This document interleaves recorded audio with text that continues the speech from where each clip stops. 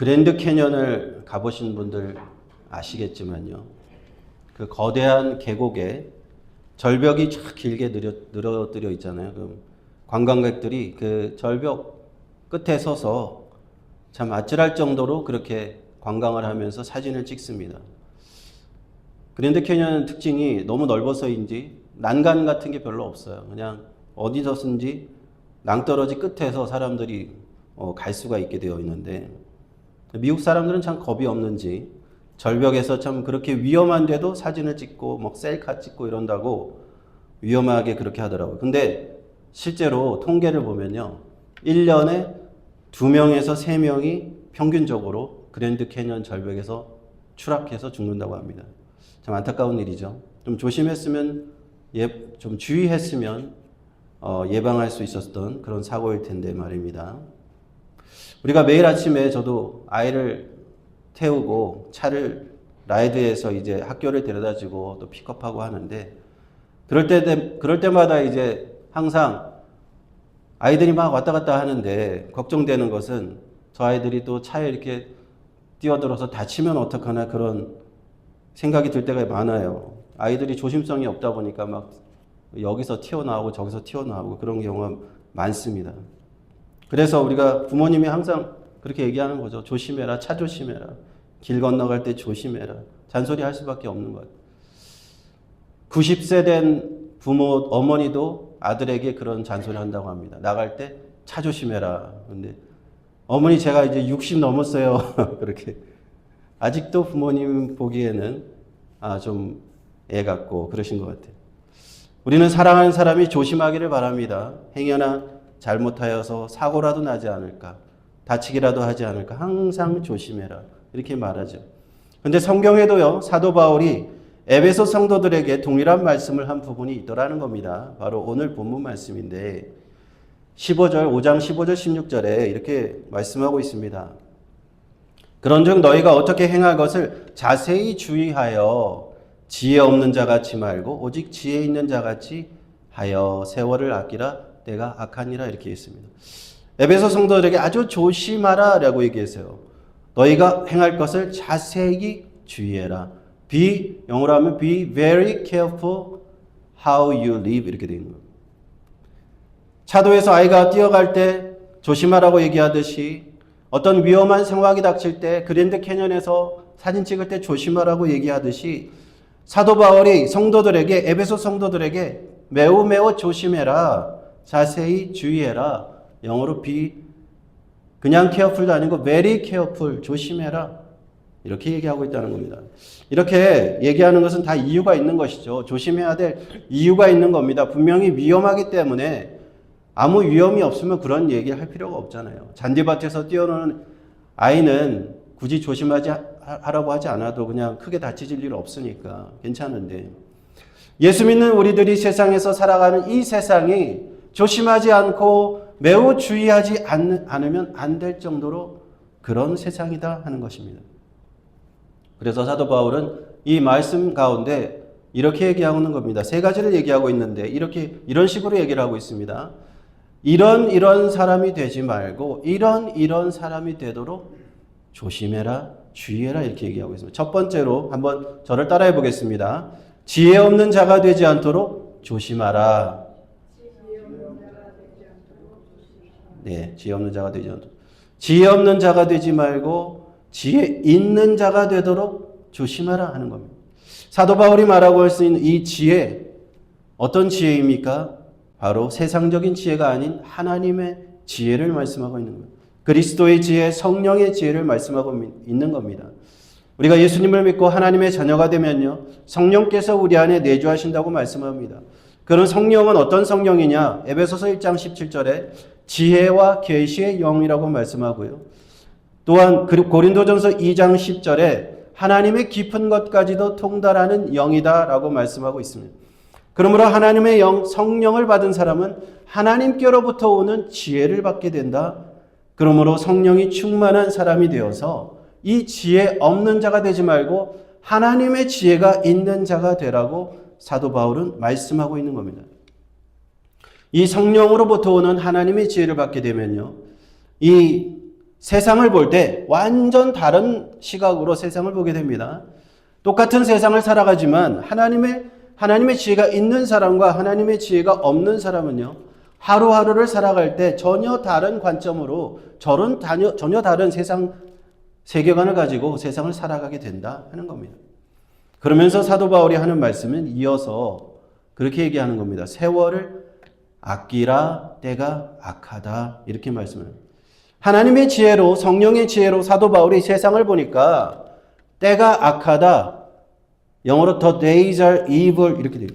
다른 말로 하면 세상이 악하다는 거예요. 이 시대가 악하다는 겁니다. 성령의 지혜를 받은 사람이 세상을 정확하게 보니까, 세상을 꿰뚫어서 보니까 세상이 정말 악하더라 하는 겁니다. 여러분, 세상을 보십시오. 세상이 얼마나 악합니까? 서로 죽고 죽이는 전쟁이 끊이지 않습니다. 세상에는 범죄가 끊이지 않습니다. 어린이와 부녀자를 하는 이러한 온갖 범죄들이 악이 판을 치고 있는 것이 지금 이 세상입니다.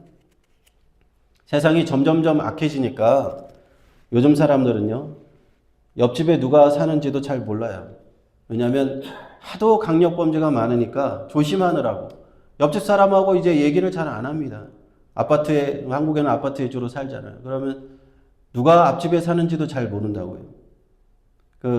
윗집에서 쿵쿵거리면 불만만 있지, 층간소음 때문에 불만만 있고 막 그것 때문에 우리 범죄가 일어나지. 이웃 사촌이라는 말은 진짜 옛말이에요. 제가 유타에 오니까 유타에 사는 사람들 그나마 좀 옛날 사람들이라 그런지 모르겠는데 참 어울리기도 하고 그런 이웃 간에 그런 것들이 있는데 LA 같은 대도시만 가도요, 바로 옆집에 누가 사는지 잘 모릅니다. 언제 어떻게 강력범죄에 당할 수도 있다는 생각이 들어서 항상 조심하는 거예요. 때가 악하다. 이것이 사도 바울, 하나님의 지혜를 받은 사람이 바라보고 있는 세상의 모습이라는 거예요. 그러므로 점점 악해지는 이 때에 하나님의 지혜를 받아서 세월을 아끼라, 이렇게 사도 바울은 얘기하고 있습니다. 영어로는요, making the most of every opportunity, 이렇게 되어 있죠. 우리에게 주어진 모든 기회를 잘 활용하라, 이렇게 번역을 할 수 있는데, 우리가 세월을 아끼라고 하니까 우리가 어렸을 때 놀지 말고 공부해, 아니면은 게으르지 말고 열심히 일해, 이런 의미로 하는 말씀이 아니라 사도 바울이 하는 말씀은 이런 겁니다. 이 악한 세대를 보니까 우리에게 주어진 시간, 하나님이 나에게 주어진 시간이 한정되어 있으니까 그 시간을 하나님을 위해서 잘 활용해서 쓰자 하는 말씀으로 초점을 두는 겁니다. 사도 바울이 중점을 두는 것은 세상적인 관점이 아니죠. 예수님의 복음을 전하는 데 관점을 두는 겁니다. 항상 주의 복음을 증거하기 위해서 죽음도 각오하는 사도 바울은 한 영혼이라도 더 구하려는데 자신의 그 포커스가 있는 거예요. 그리고 주님의 세우신 교회, 각 지역마다 교회를 세우면서 이 교회가 구원의 방주가 되어야 할 텐데, 하나님의 나라가 되어야 할 텐데, 이것에 관심이 있는 겁니다.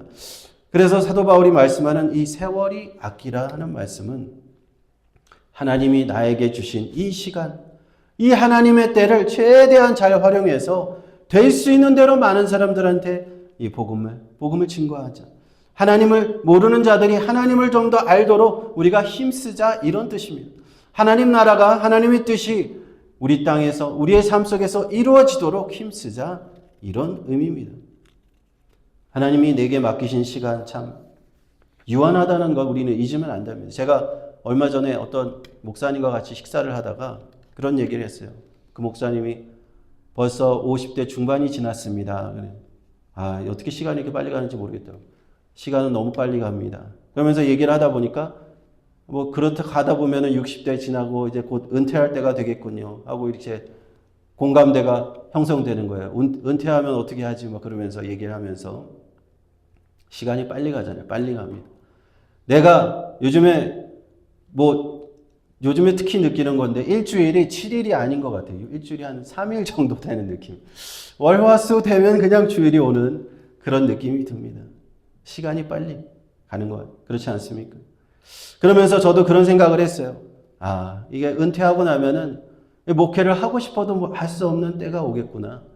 하나님이 나에게 주신 이 시간 내가 귀하게 써야겠고, 세월을 아껴야겠구나. 이 기회를 최대한 활용해서 내가 주님을 위해서 일해야겠다 하는 생각이 들었다는 겁니다.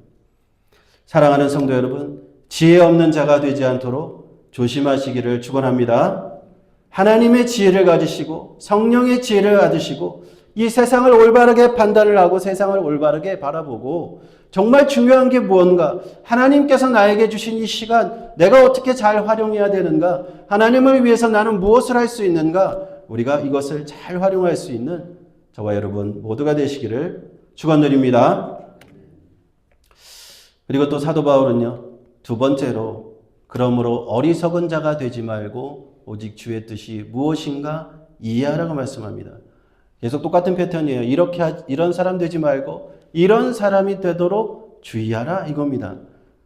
한번 저를 따라해 볼까요? 주의 뜻을 올바로 이해하도록 주의하라.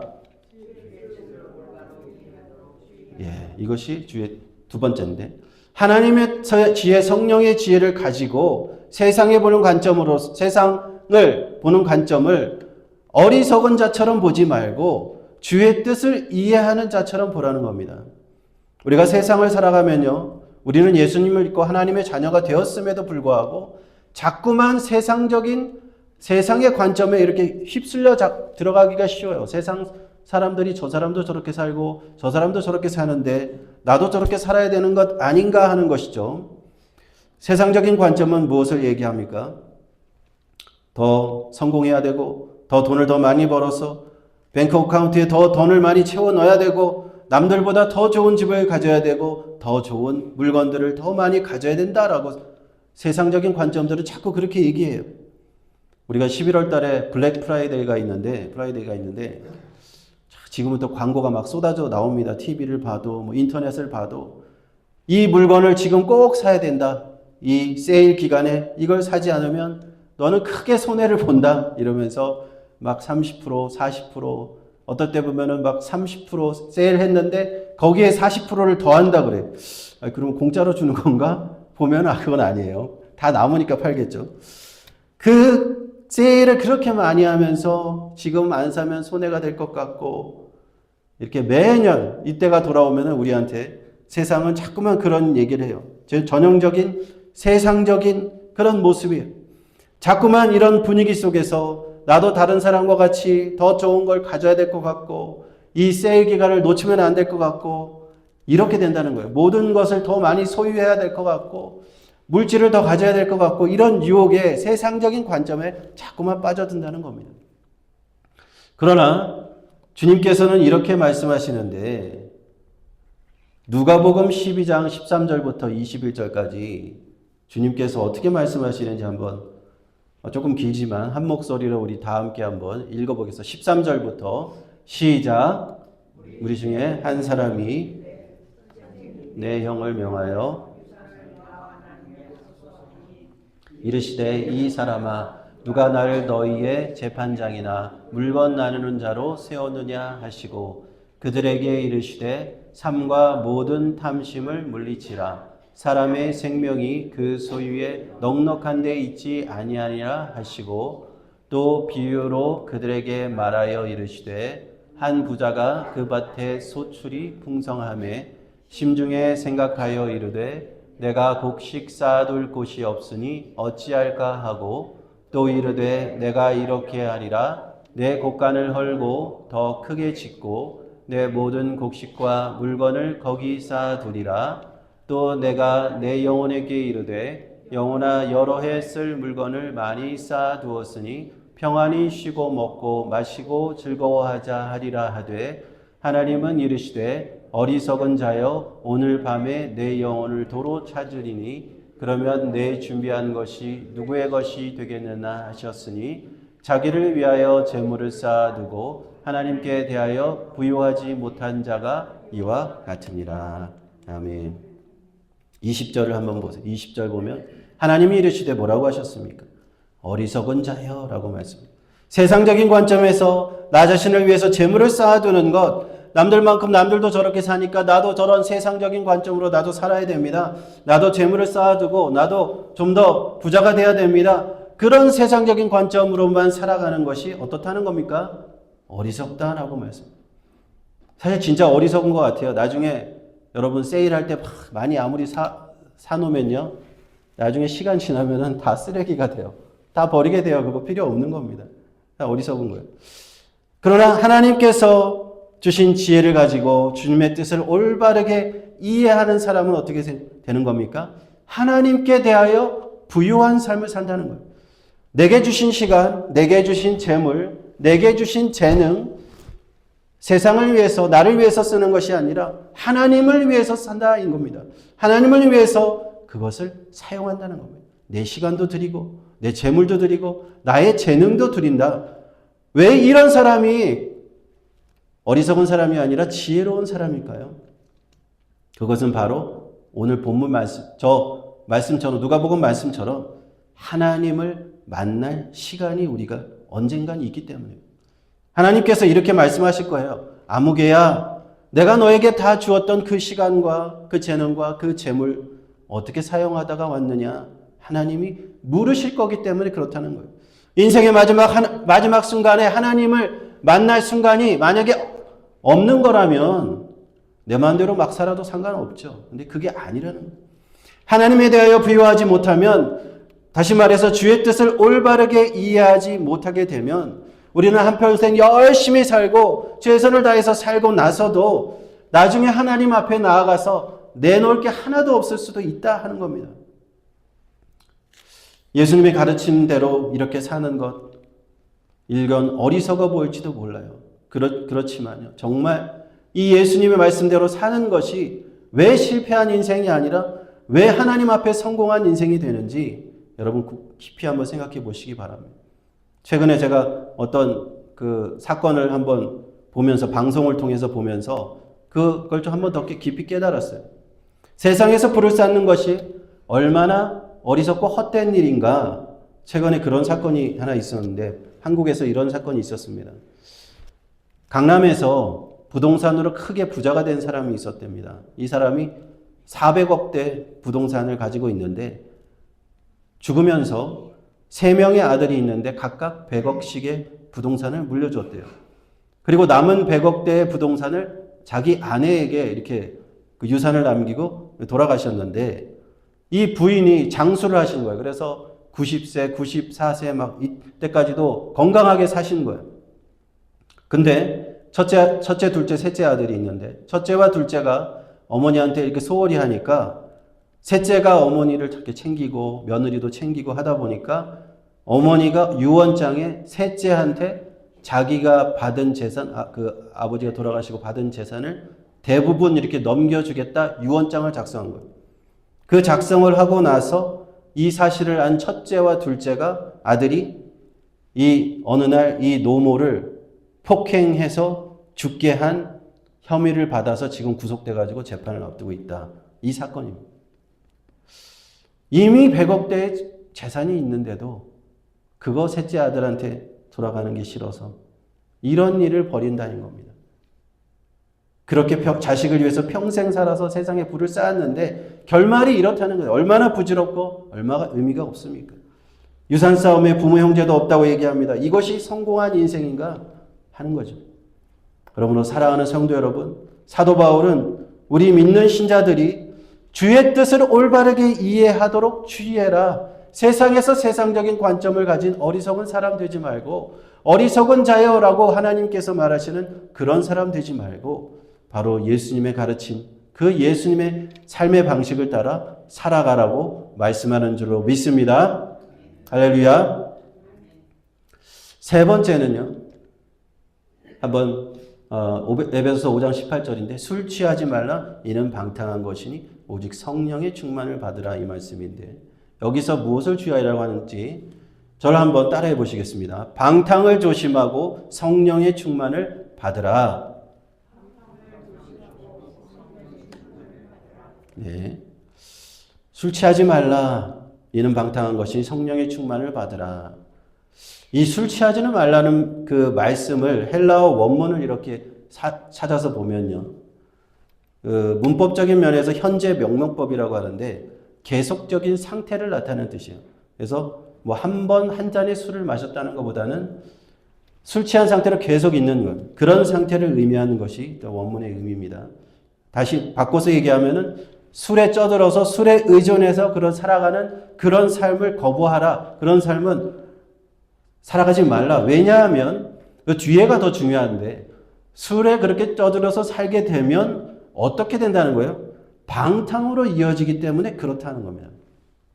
이것이 사실 핵심입니다. 방탕이 핵심인데 사도 바울 당시에도 이 사람들은 그런 요즘 말하면 파티 같은 게 많았습니다. 에베소 지역에 무슨 연회나 이런 파티 같은 게 많았는데 이 술에 취하고 쩔어서 이 방탕한 행위까지 이어지는 이러한 일들이 굉장히 많았다고 합니다. 우리가 보통 뭐 미국에서 이런 컨퍼런스 같은 거 행사하면 가서 뭐 칵테일 한 잔 정도로 그냥 그런 파티가 아니라 아주 사람을 방탕하게 하고 타락하는 그런 술 파티가 많았다는 거예요.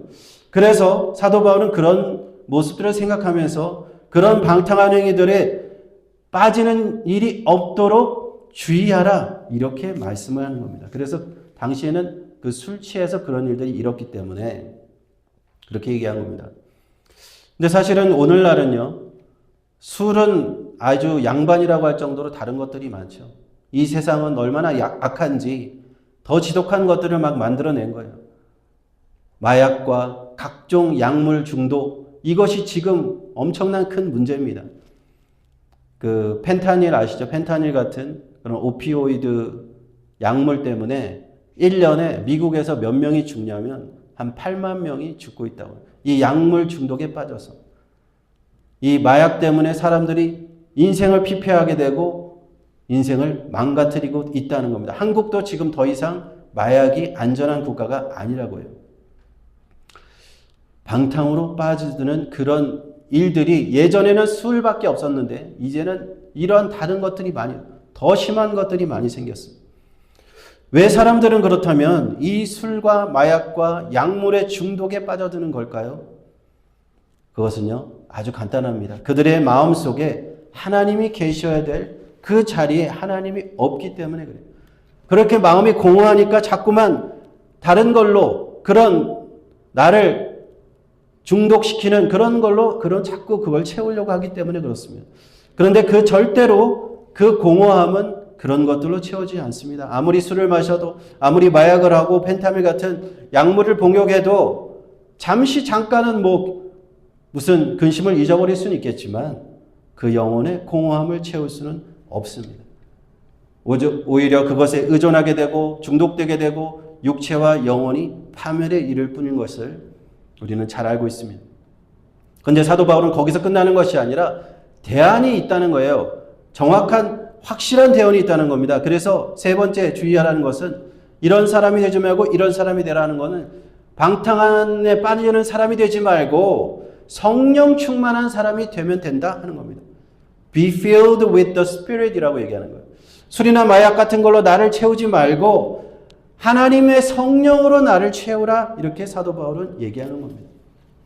하나님의 성령으로 나를 채우면요, 이것이 얼마나 기쁜지 내 마음속에 공허함이 다 사라지게 되어 있습니다.